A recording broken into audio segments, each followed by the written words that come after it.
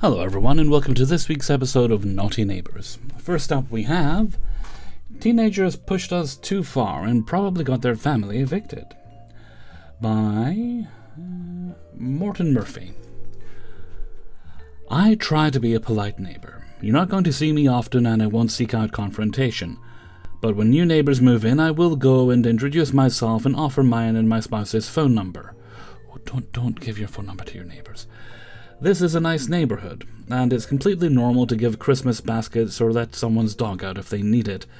Stuff we did for our previous next-door neighbours. No one would complain about a random party on a holiday weekend. I won't be bothered by your kids playing loudly on the sidewalk. People behave but aren't unreasonable about expectations, especially since we live in townhouses that are all connected. There's no way to eliminate all neighbour noise.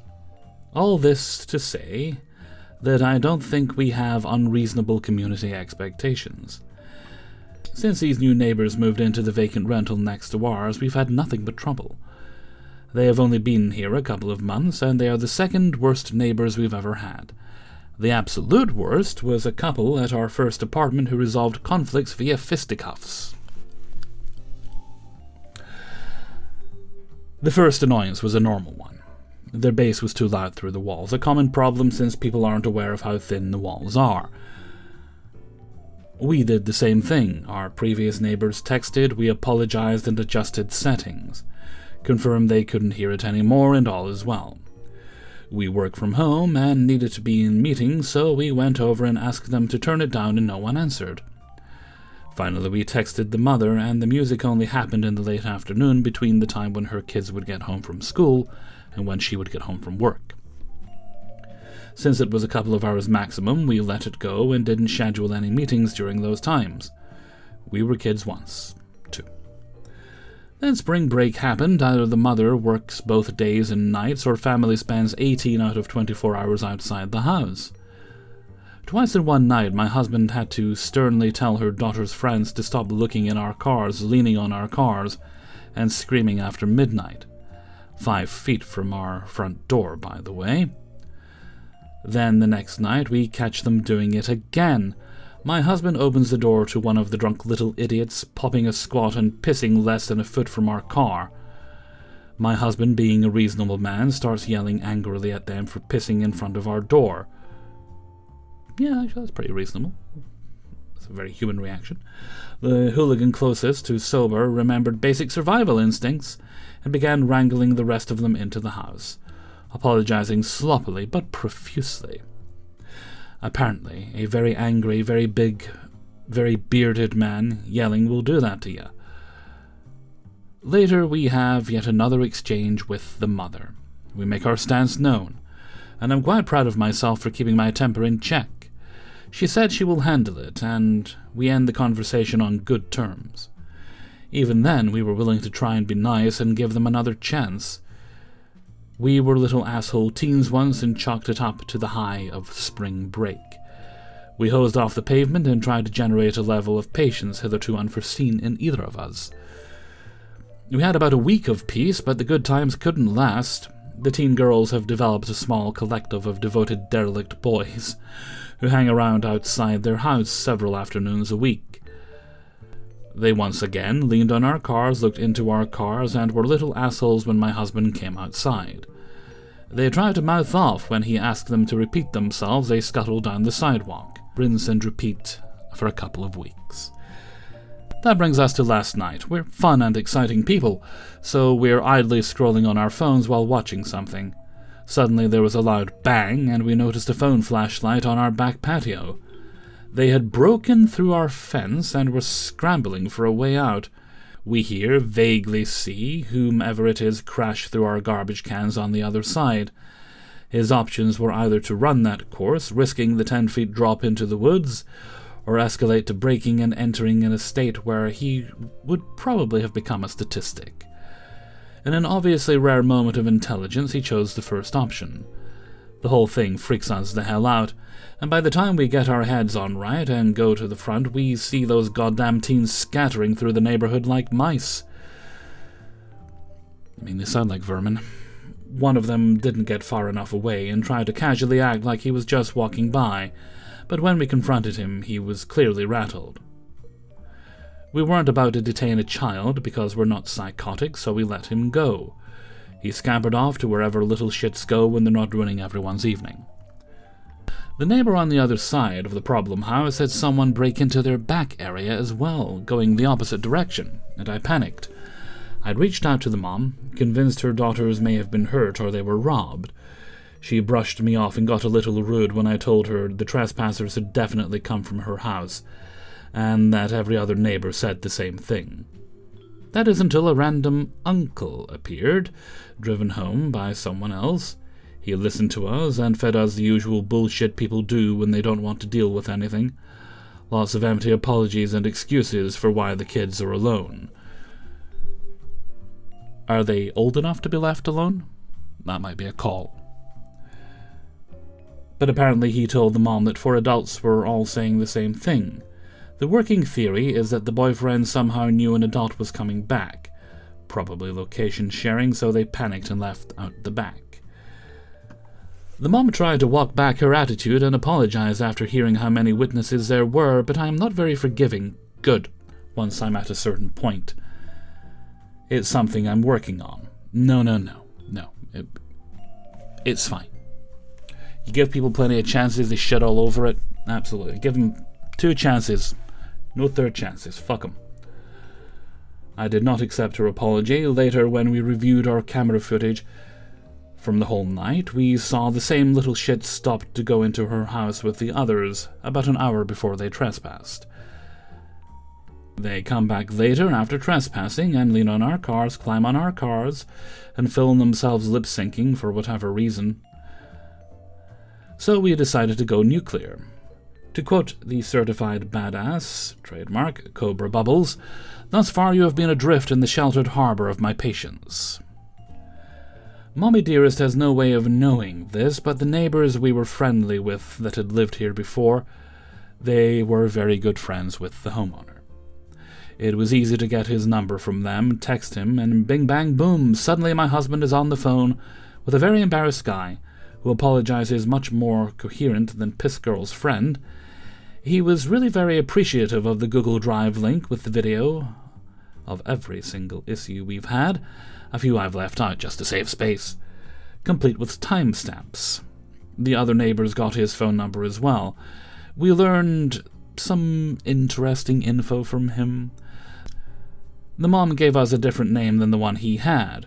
They were only supposed to be 2 people living there. We see 5 or more living there regularly. Other fun things I'll leave to your vivid imaginations. Needless to say, they're in violation of their lease with just this, but one thing my husband and I have in common is that we're very thorough. So the next step was the police report. Yay! Did you know that in my state you can file a non-emergency report online for things like someone on your back porch late at night or people casing your car? It's really very easy. Our HOA isn't open till Tuesday, but they had a nice little contact page we filled out. The other neighbors also filled reports and contacted the HOA. However bad my Saturday night was, I think their upcoming week might be worse. My husband informed the mother via text of all the steps we had taken and that our cameras are always on, front and back. She has been silent and absent from the home since. I did not accept her apology last night, and laid out exactly how much trouble her kids have been when she's not around, which is always. Not sure what will happen next. A little concerned about retaliation from the little dingleberries. But now we have a paper trail, an immediate line of communication to the landlord, and they're aware that we've been recording the entire time. Any escalation beyond this is their choice. I don't think the eviction is in motion yet or anything at all. I don't know anything other than that they're in direct violation of their lease in multiple ways, and that in my state, that's a wrap on your tenancy. Update number 1. The mom finally came home at around 2:30 in the morning with a little warehouse of younger kids. She put them in the house and then left herself in a different car that was there to pick her up. The uncle, or whomever he was at the house with a new set of kids, and we saw no sign of Shitlings & Co. last night. My husband thinks the mom and older teenagers are avoiding their own house, since we've now taken to sitting on our porches. Update 2. I've had terrible insomnia for the past 2 nights since getting the shit scared out of me by the trespassing. I have confirmed with other neighbours that they contacted the HOA owner and filed a police report for a missing Apple Watch from one of their cars on the same night. They said they would, but it was nice to get confirmation and vent to each other. If the kids choose to retaliate, they would have to target multiple people, all of whom have cameras. Still no sign of Shitlings & Co. Normally a day off school summons them like maggots to a carcass. Our front camera is not in an obvious spot, so my husband thinks it might have freaked them out to learn they've been being recorded this whole time. I'm so angry I want to go piss next to her driver's side door. But that would technically be right next to my car again, and that would be counterintuitive. Update 3. Still no sign of Shitlings & Co. Still no sign of Shitlings & Co. They haven't shown themselves since the night they broke our fence down. Our cars and property have been left alone entirely. But the neighbours on the other side of them asked for some camera footage since they woke up to some gas missing out of their car during the week.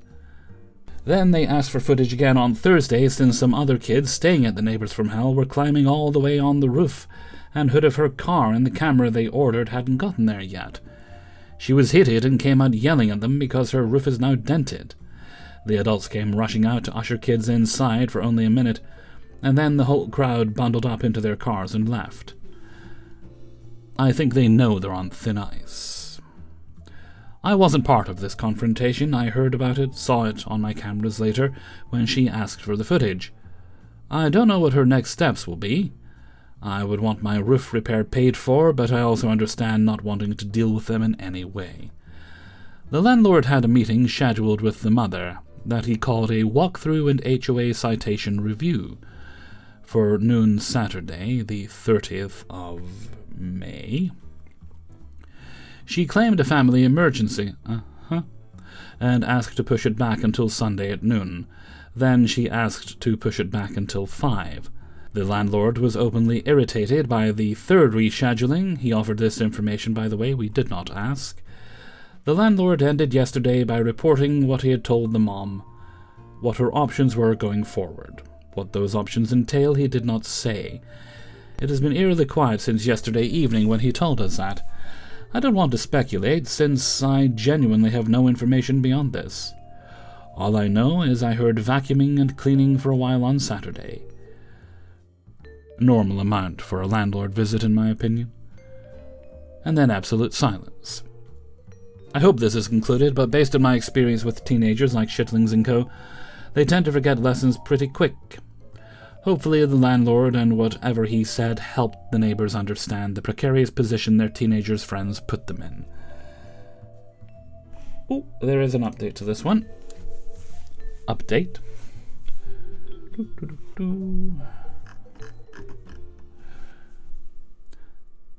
Thankfully, the conclusion to this whole situation is not dramatic. After we went nuclear, we had absolutely no issues except for the couple of things from the small updates on the last post. After the first weekend of June, we barely even saw signs of human life. You sure they were human in the first place? If it hadn't been for the car appearing and disappearing, I would have thought they'd already been kicked out. I'm not sure what happened inside, but the only activity was a U-Haul parked there on and off over a couple of days a couple of weeks ago. We have not seen either of the teenage girls since the landlord meeting. I know that my own mother would have tied me up like a pretzel and shipped me off to Camp Green Lake to dig holes for a year. Shitlings & Co. disappeared off the face of the earth for a couple of weeks, although we did see a couple of them walking back from a nearby gas station a few days ago, so they're clearly still around the neighborhood. I guess doing TikTok dances on the hoods of the neighbors' cars, breaking down fences, and ultimately getting their family evicted is not a good way to keep your girl interested. Young love is tough that way. Yesterday, I wrote this last night, the landlord came by to ask how things have been and to let us know they're officially evicted a couple of weeks ago. They had been having payment problems as well. Both us and the neighbors on the other side of the problem house submitted HOA complaints and police reports that helped him push things along, and he seemed to really appreciate it. The power of documentation once again proves itself. I'm personally a bit conflicted now that the anger from my first post is cooled off a bit. To reiterate, I don't know why you would be conflicted. A lot of shit happened there that shouldn't have happened. To reiterate, we never had a problem with regular neighbour noise, and would never have complained about that. We want kids to play on our sidewalk. We want friends to chat in the parking lot. We don't care if you have a party on the weekend. Pissing drunk next to my car, screaming outside our bedroom windows at 2 a.m. on a weeknight. Any night, really. Blasting bass hard enough to rattle the pictures on my walls, the breaking into our back patio area late at night, do not fall under normal neighbour noise and activities. On one hand, life is already hard for a single parent, and yet some of them insist on making it harder on themselves. And I wish that we could have worked things out between us neighbours without getting all litigious. But on the other hand, we did try talking it out between adults first. And maybe don't piss off your neighbours, violate your lease, and not pay rent. Hopefully they found a place that works for them. And I hope those kids don't keep making their mom's life hard. Alright. Story number 2. Am I the asshole for thinking my neighborhood is obsessed with my girlfriend? By Kylie in Context. I, 20, female, live with my girlfriend. D, 25 and female. We moved into our street April of 2024, about a month or two after we met. Lesbians can't help it. But you're not doing anything for the stereotypes, I'll say that much. A couple of months later, another couple moved in across the road from us.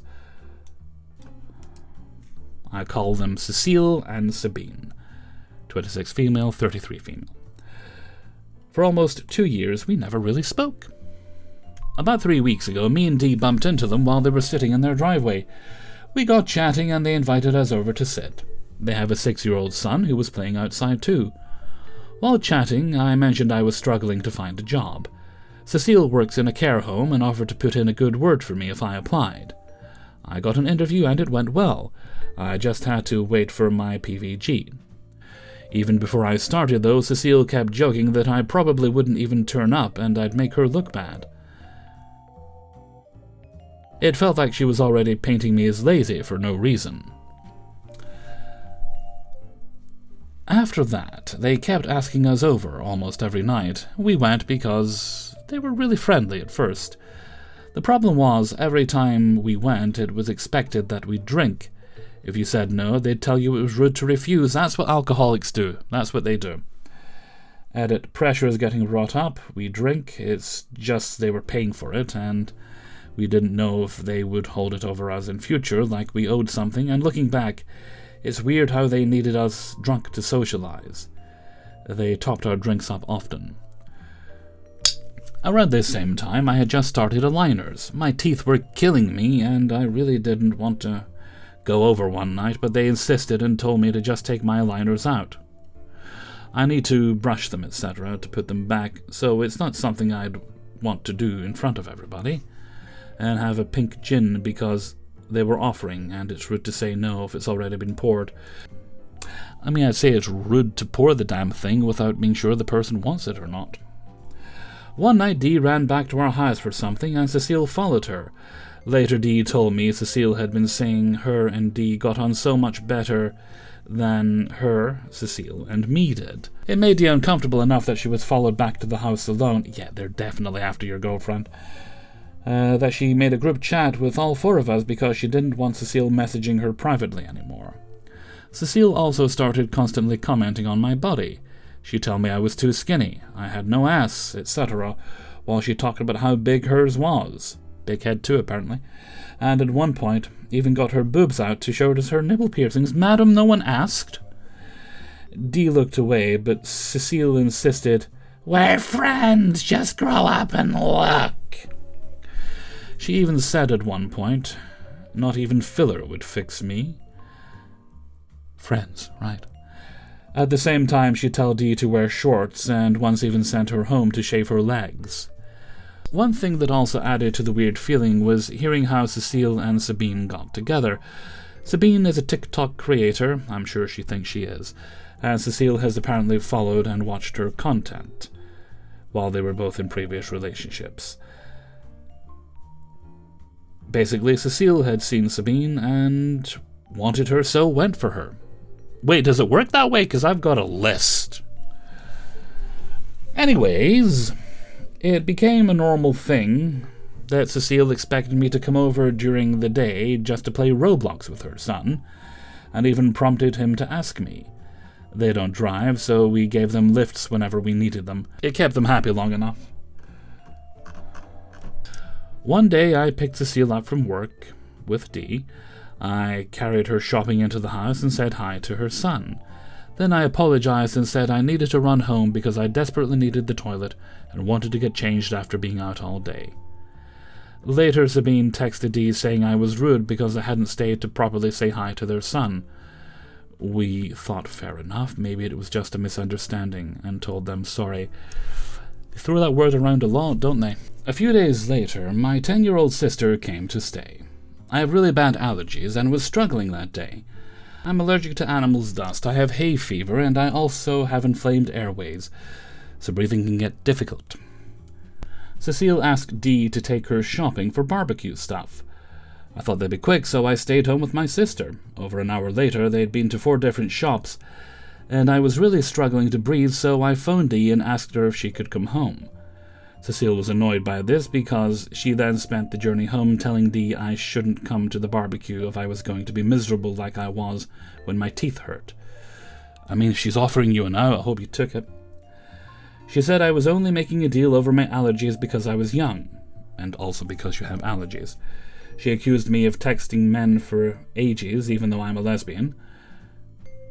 She said I spent too much money on my teeth, implying that's why me and Dee didn't have as much money as them, and that I was letting Dee buy things she liked.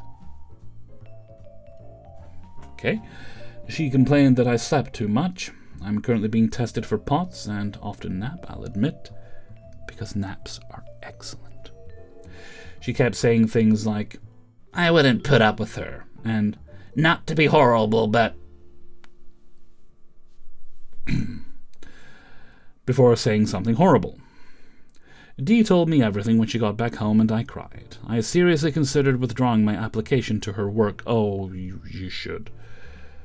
You're gonna have to cut them off entirely. We skipped the barbecue they were having, good, and took my little sister to McDonald's instead. While I was helping my sister into the car, their son apparently came outside. I genuinely didn't see him because I was upset and wasn't looking anywhere except inside the car because I had to adjust chairs and get my sister in. Later, Dee got messages saying I was always ignoring their son. Well, it's not your kid. And now he thought we didn't want to speak to him and he was having a meltdown. Not your kid, not your problem. We explained it wasn't intentional. The next morning, they asked what we were doing. We already had family plans to go shopping and get lunch in town. Before we left, Cecile asked us to come say hi to her son. Even though we were in a rush, we went over anyway to keep it civil, even though the night before we decided we were going to distance ourselves, but I really wanted the job with her work, so I wanted to keep things calm. While saying hi, Cecile asked if we could pick up a paddling pool for her son while we were out, because she wanted a specific one from a specific shop. Well, go get it yourself, you... It wasn't on our way, and we were with our family, so I said we couldn't.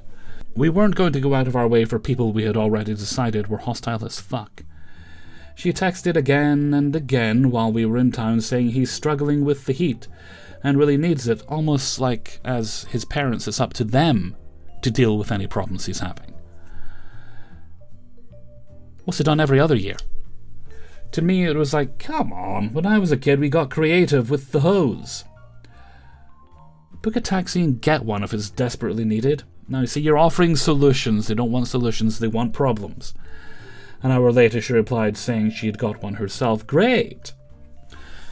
A couple of hours after that, Cecile messaged us asking if we could come all the way home and drive their 16-year-old neighbour to his aunt's house, which was just around the corner, by the way, because he had been locked out.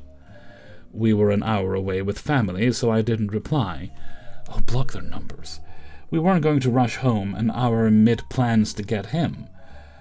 Knock on someone's door and ask for a lift. When I got home, my phone had died, and I had messages from Cecile saying we'd ignored her. I explained my phone died and I was with family. She started explaining why the neighbour needed help. Not your problem. And I suggested he keep an emergency contact number for his dad if this happens a lot. She replied, "He's only 16, or he's 16.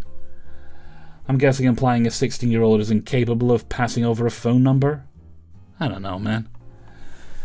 Later that night, we have CCTV of this whole thing on our doorbell camera, which makes this part kind of funny. Dee was sitting in our front garden having a smoke while speaking to her dad on the phone. She waved at their son through the window he was peering out of across the street. He didn't wave back. Dee's dad mentioned the football was on, so she looked through our own living room window while telling me to put it on. A few minutes later, Sabine came over, asking if Dee had moved her chair just to avoid waving at their son. Dee explained she was watching the football. Then we got another message accusing Dee of making that up as an excuse, saying that we'd upset their son again. That night, I withdrew my PVG and pulled out of the job. Very sensible thing to do, because I couldn't imagine working with CO. It would have been a nightmare. We haven't spoken to them since then. I say since, it's been a couple of days of ignoring their pretend nice messages. We still always say hello to their son because none of this is his fault. Cecile doesn't know I withdrew the application at her work yet, so I'm sure that'll be just fab when she finds out. Am I the asshole for thinking she was obsessed with my girlfriend and hated me? Or even thinking they're just nasty in general? No, it seems very clear to me that I'm calling her Cecile, but that's obviously not her actual name, had a bit of a thing for your partner and was obviously hoping something would happen there, especially putting you down as if that was somehow meant to make them feel more appealing. I don't get the logic in that, but I think that's definitely what they were doing. They seemed to become more antagonistic towards you. I think it's... You've cut them off, and you should definitely keep it that way. They'll probably try to reopen the lines of communication at some point. I'd just keep ignoring them if I were you. I mean, you got by just fine when you first moved in, not talking to them, and going back to that state sounds like it would be bliss about now. It doesn't enrich your life, and it sounds like it actually only enriches their life by being associated with you, because they're using you to their own advantage as much as they can. The clear attraction to your partner aside, they're determined to just use you as much as they can. At least the Cecile is. The other one seems a little bit more on the quiet side. I think you're better off out of it. And good call in withdrawing from the job. I hope you get something else soon, though. Alright, this one is anonymous. About a month ago, I had a very large oak tree near the corner of my yard trimmed. Its canopy partially covered my yard as well as 3 neighbours' yards. The tree company dropped some debris into one of their yards. I was very friendly with 2 out of 3 of them. Very nice people. I let them know and had the tree company pick up after themselves.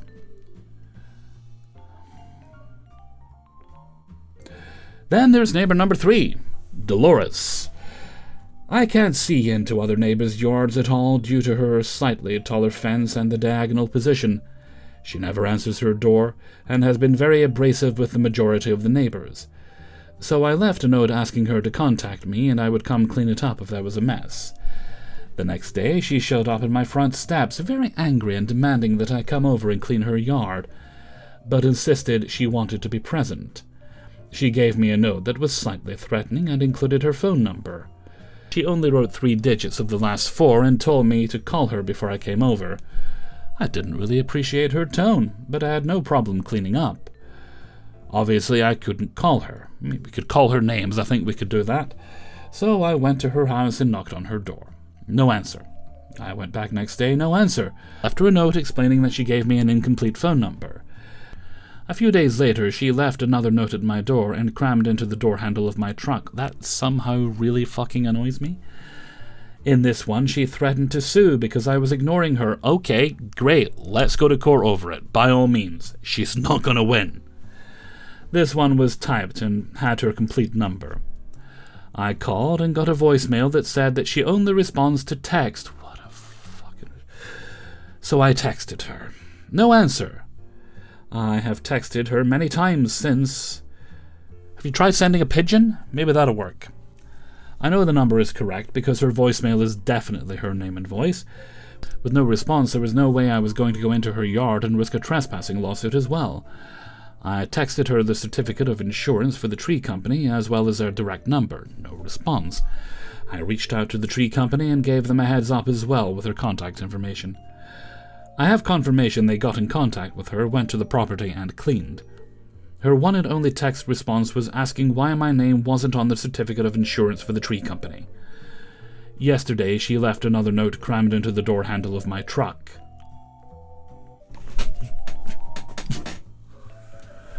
In that letter, she confirmed that she had contacted the tree company and that they were idiots. Her words, she is demanding that I have them come back out again on Sunday at 2 p.m. They've already cleaned, fucker. In the letter, she demanded my phone number. Nope. Which I had been trying to call her from, and I have texted her from, so I know damn well she has it. And they're idiots? She can't even work out how to find a phone number? Again, I try to call and text her. Oh, don't bother. She wants to sue you, let her try. She never answers outside one text asking about my name, not being on the insurance. I'm at a bit of a loss about what to do about this. You've already done everything you can do. I could use some advice. I'm the guy in the neighborhood that knows everyone on my street. They all have my number, and at some point I have done some small task for most of them, mostly elderly people. I check on them during snowstorms, power outages, hurricanes. I am not trying to toot my own horn. I'm just trying to lay out that I believe that I am a good neighbor in person. I'm considering filing a complaint with the police. Honestly, at this point, I feel like she's just harassing me.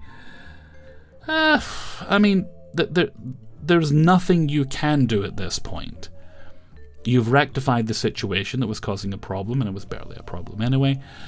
If she does, ask her to stop contacting you. If she refuses at that point, then file a report with the police. Just however it is, just call them up, let them know. Look, you're harassing me. Just, take a report. An incident report, I guess they would call that, right?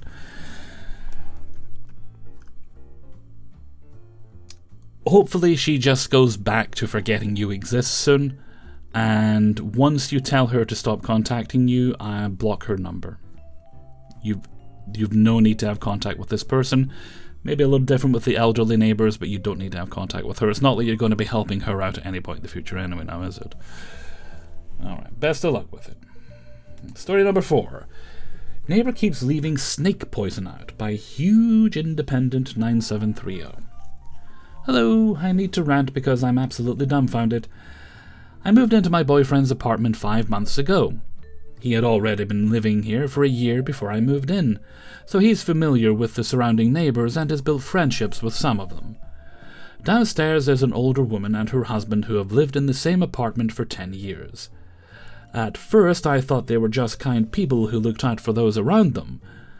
My boyfriend always spoke highly of them, and would often stop to talk if they were outside. I also started to get to know them because I began seeing them frequently after I got my puppy 2 months ago. They're almost always sitting on the steps outside smoking, which I have to use every time I take my dog for a walk, so it's hard to avoid them. It started with polite conversations, but it quickly escalated into the older woman telling me she owns a gun and that I don't need to feel unsafe.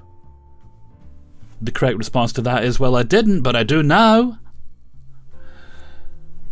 Now, you may be thinking this was just a kind gesture from another woman, but we were literally talking about colleges when she brought it up.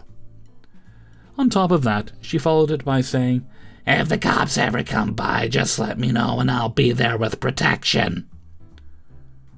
I just told her, that's good, and went on my way. Not long after, I was coming back to my apartment when she stopped me on the stairs to ask how I was doing. She quickly said she wanted to show me something. Thinking she meant inside her apartment, I told her that I needed to get back upstairs with my dog. She ignored me and said she doesn't show anybody this before pulling up her shirt and lowering her sweatpants. Please tell me it's a gun. She exposed her hip, showing me not only her hip replacement scar, but also part of her butt and entire stomach. I'd have rather it was a gun.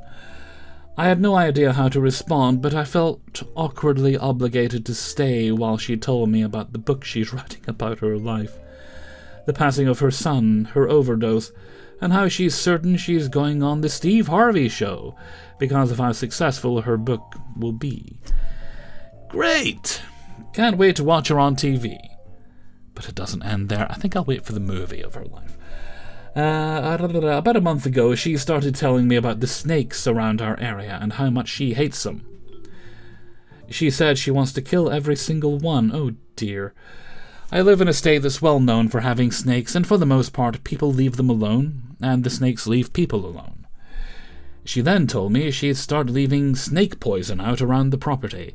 Keep in mind, we live in an apartment complex where almost everyone has dogs, and people often let them run around the large grassy area next to the buildings, sometimes even off-leash. My puppy is always leashed, but like most puppies, she tries to eat anything she finds. Now, I constantly have to watch her in case she grabs one of those bite-sized poison pellets. I didn't say anything because I'm not a confrontational person, and that's why these people get away with the shit they do. Most of the time. But I see these pellets everywhere we walk, and know they're a hazard. Fast forward to today, I went outside and found powdered snake poison sprinkled all over the grass along with the areas where everyone walks their dogs. I'm sure it's only dangerous if it's ingested, but it's still wild to me. She had previously warned me to be careful because the landscapers spray something for ticks, yet she has no problem spreading snake poison all over some areas. This is honestly only the tip of the iceberg when it comes to the questionable interactions I've had with her. Maybe I'm overreacting, clearly not. Or maybe I need to look inward. Don't do that, then you won't see her coming. Which is why I wanted to rant about it here. We're hopefully only going to be here for another year, but I'm sure this won't be the last strange situation I have with her. Am I looking at this all wrong? I mean, if she's putting poison around when she's not really authorized to do so outside, I'd report her to whoever's responsible for that sort of thing. It sounds like it could be a danger. I'm not sure the brand of poison that she's using for these snakes. It might just be specific to snakes, but I wouldn't want to risk a puppy eating it. Certainly wouldn't. I'd be hoping to find a way to make her stop. But as you say, you're only there for another year. You don't have to deal with her forever. She's likely not going anywhere. She'll be dug in like one of them ticks. I mean, they tried to get rid of her and it didn't work. But at least you only need to deal with her for a while longer till you're into somewhere that I hope has less crazy people. Fifth and final story, entitled Neighbour Accusing Me of Calling Her Kids Dumb. I wonder where they get it from. By Kakamari Kahe. Honestly, I'm really confused and a little angry right now. So I am a homeowner in Indonesia and live in a small gated community where we're not allowed to build full-sized gates in our home. Short baby and dog gates are allowed, though I have a short waist-high DIY wooden gate in front of my house, so my cats can freely play in the front yard. It's DIY, so it's a little flimsy, but it does the job just fine. This month, some kids randomly appeared every afternoon to play soccer in the street in front of my house, which of course ruined a lot of plants in my front yard. I politely asked the homeowners in the community WhatsApp group to not let their kids play soccer because of the damage. Most kids are gone after that, but just this afternoon, several kids appeared again and hit several of my plants. I told the kids to stop playing, but they didn't listen. Instead, one of them kicked a ball so hard it broke my DIY wooden gate. Well, the parents can pay for that. I got so fed up I yelled at the kids just to leave my home alone and then tried my best to fix the gate. Once again, I asked the homeowners to stop letting their kids play soccer because it ruined my gate. It is terrible when people insist on making others live with their mistakes. Just a while later, a woman came to my house claiming to be the mom of the kids who ruined my gate. Honestly, she didn't even say sorry first. She just asked me what is it that her kids ruined that got me to post in the WhatsApp group. I started to show her the ropes wrangled around my gate, barely holding it together, and my roses, which I pruned hard because most of the canes were already broken days before. She kept making excuses, but they're just kids. They're your kids that you're choosing to raise unrestrained. If they don't go out, they'll just play with their phones all day. Fine. My God, I was zirked. But I kept calm and explained. Maybe today it's my poor gate that's gone down, but who knows if tomorrow it's my windows, or other neighbours' windows. After a while she finally said sorry. Doubt she meant it, but I know she didn't feel sorry at all, just annoyed, and left. A while later a man showed up in front of my house. He yelled at me, "Did you call my kids dumb?" I mean, you didn't, but they are dumb. I was dumbfounded for a moment because I definitely didn't say anything of the sort. He's the dad, apparently, and one of his kids told him that I called him stupid because he broke my gate. I said calmly, I definitely didn't. And so fucking what if you did? You didn't, but so what if you did? That's the most gentle thing you could have called it.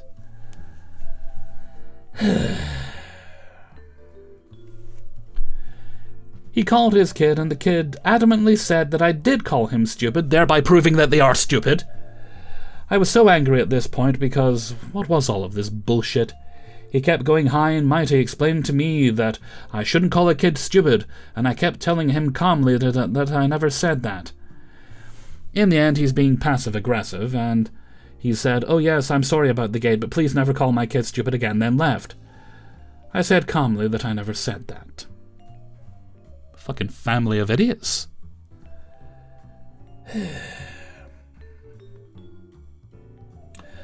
I really don't understand the mentality of people like these. There is no mentality because they're stupid.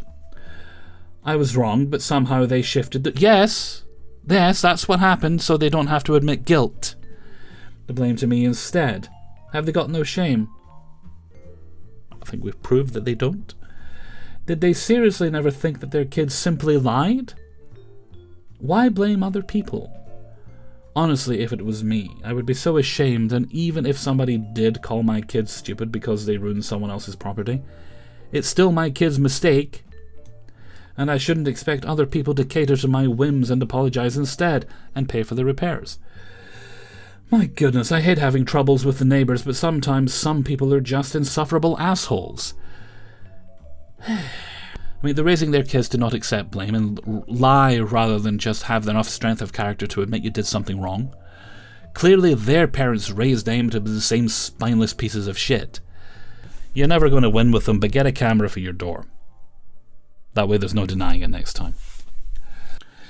And that brings us to the end of today's video. Big thanks to everyone who allowed me to use their stories.